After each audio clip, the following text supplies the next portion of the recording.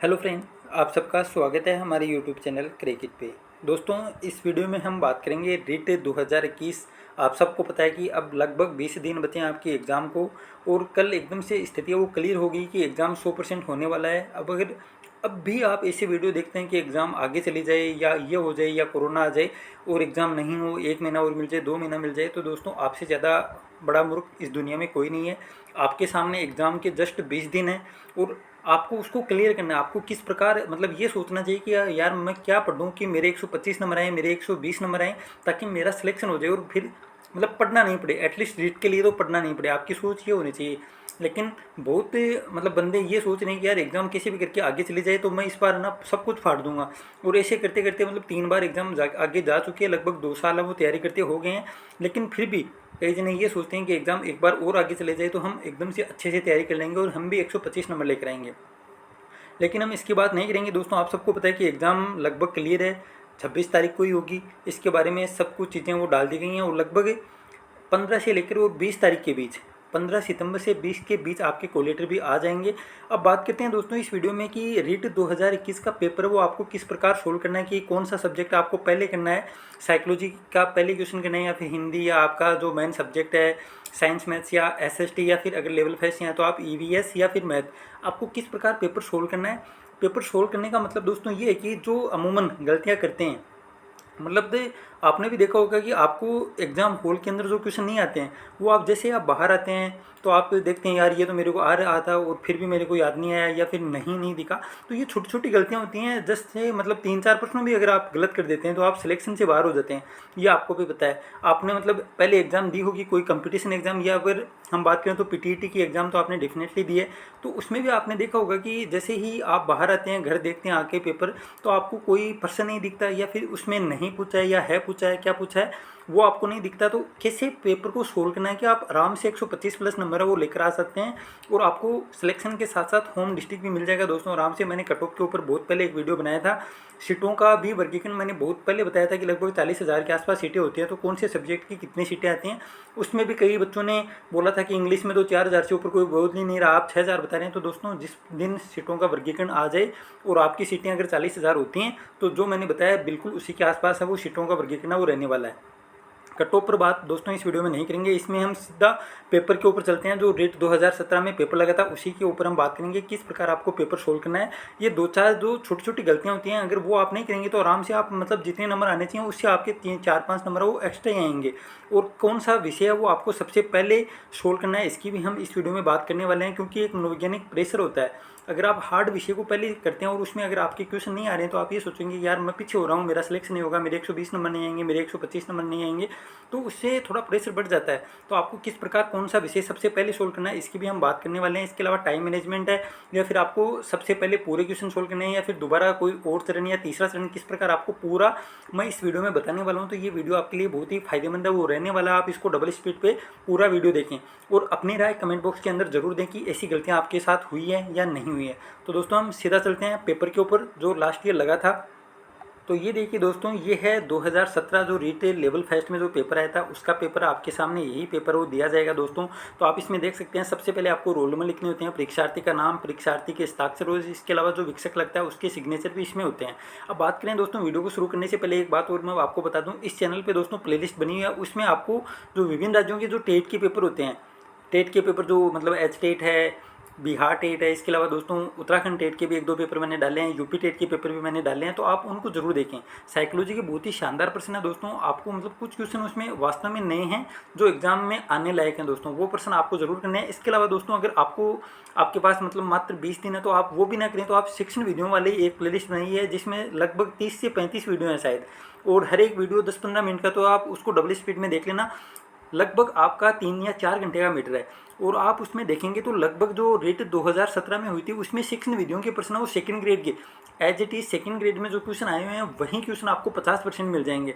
तो आप ये गलती बिल्कुल नहीं करना। आपको कैसे भी टाइम निकाल के वो 4-5 वीडियो मतलब लगभग 5 जो सेकंड ग्रेड एग्ज़ाम हुए हैं, या 4 या 5, क्योंकि काफ़ी दिन हो गए हैं बने हुए, तो मेरे को एग्जैक्टली याद नहीं है, लेकिन जो 4 या 5 जो सेकंड ग्रेड हुई हैं उनके सभी पेपर मैंने डाले हैं और प्लेलिस्ट बनाई हुई है। आपको ज़्यादा टाइम नहीं लगेगा, प्लेलिस्ट में जाना और वहाँ से वो पर्सन आपको करने हैं, और जो नहीं आता वो आपको लिख लेना है, ताकि एक बार फिर आप उसकी रीडिंग लगा सकें, क्योंकि 2 बार वीडियो देखने जितना टाइम अब है नहीं। तो आप जो नहीं आता उसका स्क्रीनशॉट या फिर आप उसको लिख भी सकते हैं। तो वो 5, 10 या 15, 20 जो क्वेश्चन होंगे जो आपको नहीं आएंगे, वो दोस्तों आपके लिए बहुत ही काम के रहने वाले हैं, क्योंकि 1% बहुत ही इंपॉर्टेंट है, कंपटीशन बहुत ज़्यादा है। और कट ऑफ के ऊपर दोस्तों इस वीडियो में हम बात नहीं करेंगे, लेकिन एक मोटा मोटी अनुमान मैं बताता हूँ कि आप किसी भी लेवल से, लेवल फर्स्ट या लेवल सेकंड या फिर कोई भी सब्जेक्ट हो आपका, आप अगर जनरल कैटेगरी से हैं तो दोस्तों आपका टारगेट 120 का होना चाहिए। और ओबीसी, ईडब्ल्यूएस, इन दोनों में दोस्तों कोई बहुत ज़्यादा वो डिफरेंस आने वाला है नहीं। उसी प्रकार मतलब लगभग 3-4 नंबर कम जाती है दोस्तों, आप समझ सकते हैं एमबीसी की कट ऑफ, और मतलब 5 या 6 नंबर जाती है एससी, और 7 या 8 नंबर जाती है एसटी की। तो 120 से आप इस प्रकार है वो नीचे कर सकते हैं। और लेवल फर्स्ट और इंग्लिश की कट ऑफ दोस्तों आप सबको पता है कि लगभग 115 के आसपास है वो रहने वाली है। अब हम बात करते हैं दोस्तों पेपर सोल्व किस प्रकार करना है। तो दोस्तों ये देखिए आपके सामने, आपको मतलब अभी जो रिट 2015 और 2017 में तो ज़्यादा विद्यार्थियों के साथ ये गड़बड़ नहीं होती, लेकिन 8, 8, 11 और 12 में, या फिर जो नए कैंडिडेट एग्जाम दे रहे हैं उनको दोस्तों इस बात का भी ध्यान रखना है कि आपको अपनी लैंग्वेज के ही प्रश्न करने हैं। मतलब यहाँ पर आप देख रहे होंगे, आपको सबसे पहले साइकोलॉजी के प्रश्न मिलेंगे, इसके बाद जो लैंग्वेज फर्स्ट है, मान लीजिए आपने हिंदी लिया तो 31 से 60 नंबर आपको हिंदी करना है। और 8, 8, 2011 में ये गड़बड़ हो गई थी विद्यार्थियों से, बहुत से मतलब संस्कृत भी 31 से 60 ही कर दी उन्होंने। लैंग्वेज सेकंड जो संस्कृत थी वो भी दोस्तों लैंग्वेज फर्स्ट में जो संस्कृत के क्वेश्चन आए थे वही क्वेश्चन उन्होंने कर दिए। तो ये गड़बड़ आपको नहीं करनी है। आपको ध्यान रखना है कि आपको क्रम से चलना है, मतलब 1 से 30, फिर आपने जो लैंग्वेज फर्स्ट लिया उसके 31 से 60, फिर जो लैंग्वेज सेकंड लिया आपने उसके आपको प्रश्न मिल जाएंगे 61 से लेकर 90 तक, फिर आपका सब्जेक्ट आ जाएगा। मतलब ये लेवल फर्स्ट का है तो मैथमेटिक्स है, और इसके बाद ईवीएस आ जाएगा।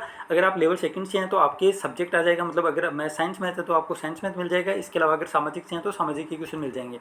अब दोस्तों सबसे पहले आपको करना क्या है, सबसे पहले दोस्तों आप अगर साइकोलॉजी का पेपर करेंगे, आप साइकोलॉजी की आपकी तैयारी कैसी भी हो, लेकिन साइकोलॉजी में पेपर है वो दोस्तों वास्तव में भाषा वो एकदम उलझाई हुई आती है, तो आप घबरा जाएंगे। अगर आप साइकोलॉजी सबसे पहले करते हैं तो आप उसमें अगर मान लीजिए आपको 4-5 क्वेश्चन भी नहीं आते हैं और साइकोलॉजी का पेपर इतना टफ आता है, मतलब लैंग्वेज टफ आती है, पेपर टफ नहीं आता है, लैंग्वेज इतनी ज़्यादा घुमा दी जाती है तो प्रश्न आते हुए गलत हो जाते हैं। तो मेरी मानने तो, क्योंकि एक तो दोस्तों 2 तरीके हैं, अगर साइकोलॉजी को आप सबसे पहले करेंगे तो आपको मतलब उसकी लैंग्वेज में उलझ जाएंगे, दिमाग काम करना बंद कर देगा, और आपका टाइम है वो बहुत ज़्यादा इसमें मतलब चला जाएगा। मतलब लगभग मान लीजिए आप 30% पूरे करते हैं, लगभग आपने 50 मिनट 60 मिनट लगा दिए, तो फिर आपके सिर्फ 1.5 घंटे में आपके पास पूरा पेपर बच जाएगा, मतलब 120% बच जाएंगे 90 मिनट में, जो फिर आप घबरा जाओगे तो आते आते कुछ ना वो गलत हो जाएंगे। तो मेरी मानना तो सबसे पहले दोस्तों आपको प्रश्न कौन सा करने हैं, हिंदी के, क्योंकि लैंग्वेज फर्स्ट मान लीजिए आपकी हिंदी है तो और भी बेस्ट है। हिंदी के अलावा जो भी आपकी मतलब जो लैंग्वेज फर्स्ट है वो दोस्तों आप सब मतलब आसानी लेते हैं। किसी ने मतलब इंग्लिश ले रखी है तो उसको मतलब है कि उसको इंग्लिश है वो बहुत ज़्यादा आती है, इंग्लिश है वो बहुत ज़्यादा आती है तो उसने इंग्लिश ली है, या किसी के पास उर्दू है तो उसको उर्दू आती है, किसी ने हिंदी लिया तो उसको हिंदी आती है मतलब सबसे ज़्यादा। तो हिंदी का पेपर है वो दोस्तों बहुत आसान आता है, वो आप है आराम से 15 से 20 मिनट में हिंदी का पेपर है वो आराम से कर लेंगे। तो एक तो आपके पास एक्स्ट्रा टाइम बच जाएगा, दूसरा आप अगर आपको लगभग 20-25% आ रहे हैं हिंदी के तो आपका कॉन्फिडेंस है वो एकदम से बूस्ट होगा, और जो पर्सन आपको नहीं आ रहे हैं वो भी आपको आ जाएंगे। तो सबसे पहले दोस्तों आपको हिंदी को सोल्व करना है। हिंदी के बाद दोस्तों आपको लैंग्वेज सेकंड, अगर आपके पास हिंदी मतलब लैंग्वेज फर्स्ट हिंदी है तो दूसरी आपके पास या तो इंग्लिश होगी या संस्कृत होगी या उर्दू, कोई भी सी भी आपकी भाषा वो आपको करनी है। तो इस प्रकार लैंग्वेज है वो आपको सबसे पहले करनी है, मतलब 60% लैंग्वेज के हिंदी और इंग्लिश या हिंदी और संस्कृत या जो भी आपकी लैंग्वेज है उसके 60% आपको सबसे पहले करने हैं। और आपको ये कोशिश करनी है कि हिंदी और संस्कृत का पेपर आपको 40 मिनट से ज़्यादा नहीं देना, मतलब 20-20 मिनट दोस्तों एकदम से बहुत अधिक है। 20 मिनट में हिंदी का पेपर आराम से हो जाएगा। आप अगर आराम से पूरा टाइम देकर भी करते हैं तो भी 20 मिनट में हिंदी का हो जाएगा, 20 मिनट में आपसे संस्कृत या इंग्लिश का हो जाएगा। तो लैंग्वेज आपको 40 मिनट में निकालनी है। अगर आप एसएसटी से हैं तो दोस्तों आप इसमें ज़्यादा टाइम भी ले सकते हैं, क्योंकि वरना लेवल फर्स्ट में आपको मैथ्स निकालने में टाइम लगेगा, या साइंस मैथ्स से हैं तो उसमें भी मैथ्स में आपको थोड़ा टाइम वो ज़्यादा लगेगा। तो दोस्तों लगभग 40 मिनट में आप लैंग्वेज कर लेंगे। और लैंग्वेज को करने में दोस्तों ये है, अब मान लीजिए मेरिट है वो दोस्तों 120 से क्रॉस जाने के चांसेस बहुत कम है। 120 में अगर आप 5 का मतलब 5 से भाग देंगे तो लगभग 24 नंबर आता है। एक सब्जेक्ट में एवरेज आपको 24 नंबर लेकर आने हैं। 24 नंबर का मतलब ये है कि आपको घबराना नहीं है। अगर आपके हर पेपर में लगभग आपको 22-23% आ रहे हैं, मतलब 20 प्लस आ रहे हैं, 22-23 नंबर अगर आपके आ रहे हैं, 22-23 नंबर का मतलब ये है कि आप जैसे हिंदी का पेपर वो सोल्व कर रहे हैं, आपको लगभग 23% एकदम से सही आ रहे हैं और 2-4 में डाउट हो, 2-4 बिल्कुल नहीं आ रहे, तो आपको घबराना बिल्कुल नहीं है, क्योंकि एक पेपर में आपको ये मन में रखना है कि मेरे 25% चाहिए मुझे, क्योंकि हर पेपर में 25 आते हैं, तो आप 125 तक पहुंच जाएंगे और 125 में दोस्तों होम डिस्ट्रिक्ट मिल जाएगा। तो बिल्कुल भी नहीं घबराना है, क्योंकि जितने सही आ रहे हैं, अगर आपके वो परसेंट सही हो गए, तो मान लीजिए आपको 23% आ रहे हैं, तो 23 तो वो सही हो गए, फिर 7 ऐसे तो है नहीं आप छोड़ के आएंगे, 7 में भी आप कुछ ना कुछ तो करेंगे, तो हो सकता है उसमें आपके 2 सही हो जाएं, हो सकता है आपके 3 हो जाएं, तो आप 24+3 करोगे तो 27 नंबर पहुंच जाते हैं। तो 27 तो दोस्तों एकदम से बेस्ट स्कोर है। लैंग्वेज में अगर आप 50 प्लस जाते हैं तो आपके लिए बहुत अच्छी बात है। फिर आप मेन सब्जेक्ट जो आपका सब्जेक्ट है उसमें भी दोस्तों 50 नंबर ला सकते हैं, और लगभग 20, 22, 23, 25, जिसकी साइकोलॉजी बहुत बढ़िया है दोस्तों वो 25 प्लस भी जाएगा, लेकिन जिसकी साइकोलॉजी ठीक ठाक है वो भी 20 तक तो जा सकता है। तो इस प्रकार आप आराम से 120 स्कोर है वो कर सकते हैं, आपको घबराना नहीं है। दूसरी बात दोस्तों आपको सबसे बड़ी ये रखनी है कि मतलब अंडरलाइन कर सकते हैं आप। जैसे अभी इसमें कोई प्रश्न आता है या नहीं वाला, जैसे कोई भी प्रश्न प्रेरित करते हैं, जैसे अंडरलाइन कर सकते हैं दोस्तों, मतलब वहाँ पे आपको कोई मना नहीं करेगा। ऐसे अगर कोई मना भी कर रहा है तो भी आप हल्की से जैसे नहीं बोल रहा है तो उस वर्ड के नीचे आप अंडरलाइन कर लीजिए। मान लीजिए जैसे ये पर्सन है और इसमें है नहीं, लेकिन इट आच्छाद करते हैं, तो आप यहाँ पे नहीं या कुछ भी हो, जैसे इस पर्सन में नहीं मिल रहा है लेकिन आप अंडरलाइन कर सकते हैं दोस्तों। और उसमें ऑप्शन अगर आप डिलीट करेंगे, मतलब डिलीट का मतलब ये है कि जैसे ये है मनोविश्लेषण का मानना है कि एक प्राथमिक साधन है जिसके द्वारा ईगो इड पर आच्छाद रहता है, वह कहलाता है। तो इसमें दोस्तों जैसे द्वंद्व नहीं होगा, दबाव नहीं होगा, ये नहीं होगा और सुपर ईगो हो जाएगा। तो ऐसे ऑप्शन को काट के भी आप सही ऑप्शन तक पहुंच सकते हैं। ये भी एकदम से बेस्ट तरीका है जिसमें गलतियां बहुत कम होती हैं।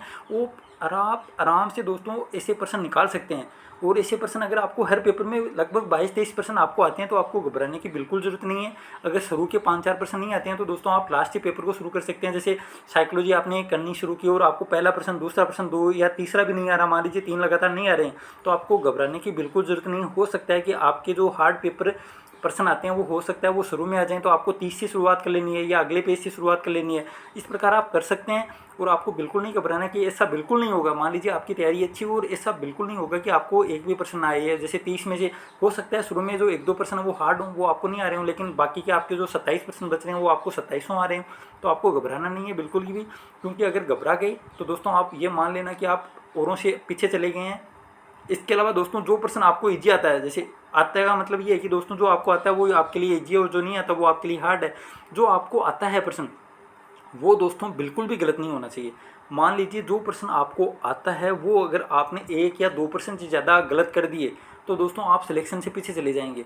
और जितने पर्सन ईजी आते हैं वो लगभग सभी को आते हैं दोस्तों, जितने मतलब सभी को, मतलब ये है कि जितने 3-4 लाख जो बंदे तैयारी कर रहे हैं उनको सभी को आते हैं। तो उसमें से जो गलत करेगा वो दोस्तों सिलेक्शन से बाहर जो हो जाएगा, और जो सही करेगा उनको, और जो इजी पर्सन आते हैं उनमें गलतियां नहीं करेगा उसका सिलेक्शन 100% हो जाएगा। दोस्तों आप देख लेना, अगर आपने मतलब रीट 2017 दिया है, इसके अलावा भी अगर कोई भी एग्जाम आपने दिया तो आपने देखा होगा कि आपके इजी पर्सन आए हैं वो आपने गलत किए हैं तभी आपका सिलेक्शन नहीं हुआ। और आपके दोस्त का अगर सिलेक्शन हुआ तो उसका मतलब उसका जो पर्सन थे इजी वो सब उसके सही थे तभी उसका सिलेक्शन हुआ है। क्योंकि जो हार्ड पर्सन आते हैं 15-20% वो किसी को नहीं आते हैं। किसी का मतलब ये है कि मान लीजिए 15-20 में से 5-4% तो किसी को आते हैं और किसी को नहीं आते हैं।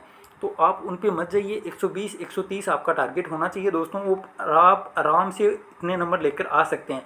पेपर को सोल्व करने का तरीका मैंने बता दिया। सबसे पहले आपको लैंग्वेज में जाना है, उसके बाद दोस्तों अगर आप लेवल फर्स्ट से हैं तो आप ईवीएस के पर्सन सोल्व कर सकते हैं। उसके बाद आपको मैथ में जाना है, और जो पर्सन नहीं आ रहा है, मान लीजिए मैथ आप निकाल दें और मैथ में कोई लाभ आने का पर्सन है या फिर कोई प्रतिशत वाला पर्सन है जिसमें बहुत ज़्यादा टाइम वो लगने की संभावना है, ऐसा लग रहा है कि पर्सन पढ़ने पर कि यार ज़्यादा टाइम लगेगा, तो आप उसको छोड़ सकते हैं। क्योंकि आप अगर एक पर्सन में 4-5 मिनट दे देंगे तो फिर आपको टेंशन हो जाएगी और आपके जो पर्सन है वो ज़्यादा रह जाएंगे और आप टाइम है वो कम बचेगा। इसलिए आप उस पर्सन को छोड़ सकते हैं। मान लीजिए ऐसे पर्सन ज़्यादा नहीं आएंगे, लेकिन हो सकता है कि जो मैथ के 20-22% आते हैं उसमें 2 या 3% ऐसे हों जिनमें टाइम ज़्यादा लगे, तो आप उसको एक बार छोड़ सकते हैं। सबसे पहले जो आए आप वो कर सकते हैं। उसके बाद आपको लास्ट में जब आपके टाइम बचे तो आप उनको भी सोल्व कर लेना, लेकिन सबसे पहले आपको उलझना नहीं है एक ही पर्सन को लेकर कि मैं तो ये करूँगा तभी आगे जाऊँगा।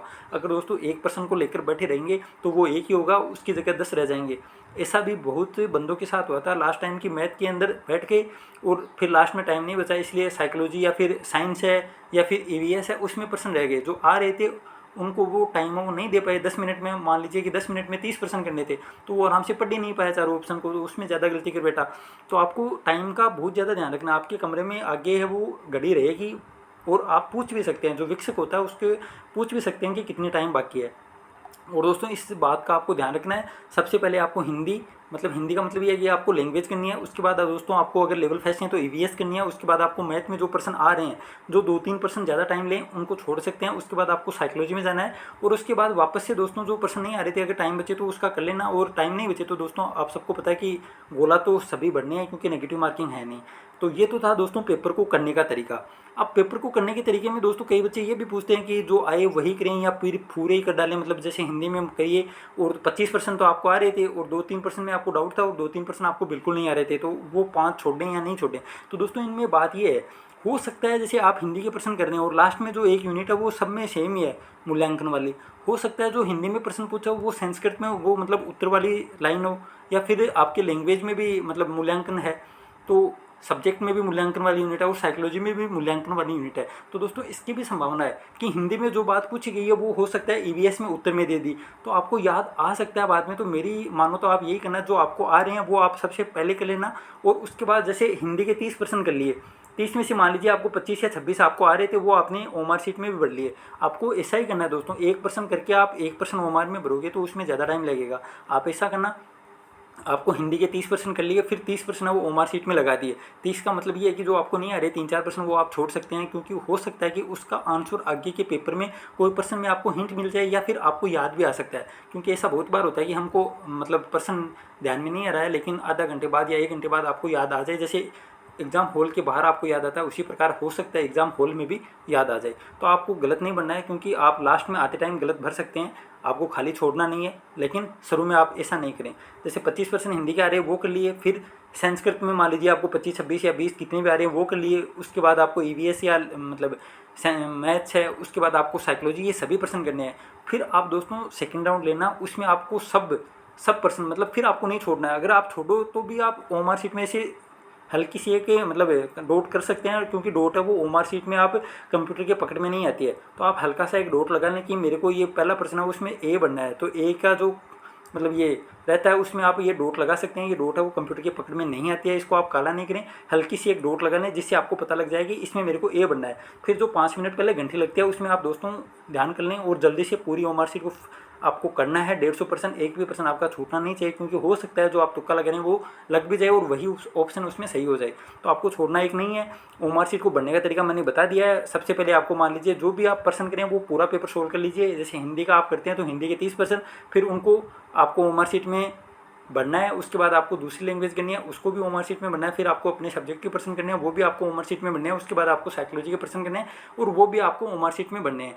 फिर दोस्तों दूसरा चरण लेना है, उसमें आपको एक भी प्रश्न नहीं छोड़ना है। आपको नहीं आ रहा है तो आपको जो लग रहा है, लगने का मतलब ये है कि दोस्तों मान लीजिए कि ये प्रश्न आपके सामने अंतर्मुक्ता और बहिर्मुक्ता व्यक्तित्व का लक्षण निम्न के द्वारा प्रस्तावित है, और आपने पढ़ा और आपके मन में ये आ गया कि इसमें हेंस आइसेंक होगा। मान लीजिए कि 1 नंबर आपने ऑप्शन लगा दिया इसमें, फिर आप आ नहीं रहा था, आपको ये आ भी रहा नहीं भी आ रहा, आपकी द्वंद्व की स्थिति है, तो फिर आपने दोस्तों पहला जो आपका हिंट करता है दिमाग, वही 90% चांस है सही होने के। तो आपने अगर प्रश्न पढ़ते ही ऑप्शन पढ़े, उसके बाद आपका दिमाग ये बोल रहा है कि इसमें आइजेंक ही होगा, तो आपको दोस्तों आइजेंक ही करना है। अगर आप उसमें चेंज करेंगे तो दोस्तों हो सकता है कि वो गलत होने के चांस हैं वो ज़्यादा होते हैं। 90% वही सही होता है जो आपने पढ़ा है, और आपका दिमाग एकदम से कह देगा कि यार इसमें यही होगा, और फिर आप अगर उसमें उलझते हैं और ज़्यादा दिमाग लगाते हैं तो गलत होने के चांसेस वो ज़्यादा हैं। ऐसा आपने देखा भी होगा, जो पेपर आप सोल्व कर रहे हैं तो उसमें आपको पता होगा कि ऐसे प्रश्न गलत होते हैं। तो जो आपको आ रहा है प्रश्न पढ़ा और आपने दिमाग ने इसे हिंट कर दिया कि इसमें ए होगा, तो फिर आपको ए ही रखना है, बाकी आपकी मर्जी है। दोस्तों मैंने पूरा तरीका आपको बताने की कोशिश की है किस प्रकार ओमार शीट बननी है। ओमार शीट में दोस्तों आपको ध्यान रखना है, बहुत ज़्यादा ध्यान रखना है, हड़बड़ाहट बिल्कुल नहीं करनी है आपको एकदम से, वरना दोस्तों सब कुछ मेहनत है वो पानी में मिल जाएगी अगर ओमार शीट में गलती कर दी तो ये दोस्तों आपको ध्यान रखना है। पूरी चीज़ें पेपर को कैसे करना है वो भी मैंने बता दिया, ओमार शीट को कैसे बनना है, वो हर एक गलती को दोस्तों आपको गलती बिल्कुल नहीं करनी है। ये हाँ और नहीं वाले प्रश्न बहुत ज़्यादा गलत होते हैं। काफ़ी विद्यार्थी बाद में बोलते हैं यार ये तो नहीं, तो मेरे को दिखाई नहीं, ये है वो, ये तो दिखाई नहीं। तो दोस्तों ऐसी गलती आपको नहीं करनी है, आपको अंडरलाइन कर लेना है। जैसे पेपर में मेरे को मिल नहीं रहा है एक भी क्वेश्चन इसमें, अभी मैं देख रहा हूँ, तो उस वर्ड के नीचे आपको दोस्तों अंडरलाइन कर लेनी है। कोई कुछ नहीं बोलेगा पेपर में, कई हैं वो बोलते ही नहीं। जैसे दोस्तों ये देखिए 19 नंबर का प्रश्न मिल गया, कौन सा क्षेत्र ब्लूम के वर्गीकरण में नामित नहीं है। अब दोस्तों कई बहुत जल्दी से पढ़ते हैं, उसको ये नहीं दिखता ही नहीं है, तो ये नहीं है, इसके नीचे आप अंडरलाइन कर सकते हैं, आपको कोई मना नहीं करेगा, छोटी सी अंडरलाइन कर लें।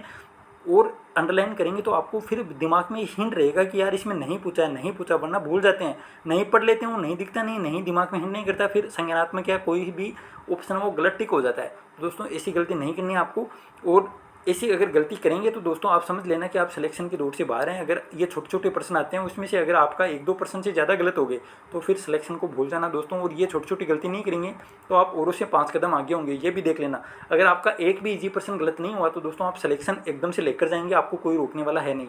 चाहे हार्ड प्रश्न वो गलत हो या सही हो, उनका कोई ज़्यादा फर्क वो नहीं पड़ेगा, लेकिन ईजी प्रश्न आपके गलत नहीं होने चाहिए, आपका 100% सिलेक्शन हो जाएगा। तो दोस्तों इस वीडियो में इतना ही।